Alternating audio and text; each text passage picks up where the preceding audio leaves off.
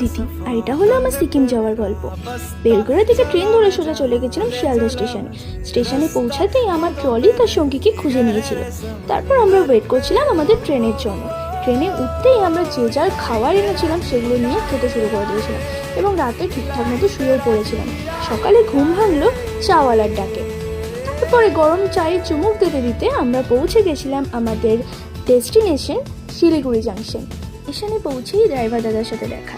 Train journey সমাপ্ত করে প্রাকৃতিক সৌন্দর্য দেখাতে দেখাতে ড্রাইভার দাদা আমাদের নিয়ে গেল একটা রেস্টুরেন্টে। সেখানে প্রথম পাহাড়ি মোমো গরম গরম টেস্ট করেই আমরা ডেজিদেরকে একটু হ্যালো বলেই চলে গেছিলাম সিলেরিগাঁওতে, মানে আমাদের প্রথম দিনের হোমস্টেটা কিন্তু দারুণ ছিল আর বেশ বড় বড় কিং সাইড বেড ছিল আর আমাদের জানলা থেকে ভিউটা কিন্তু সেরা ছিল।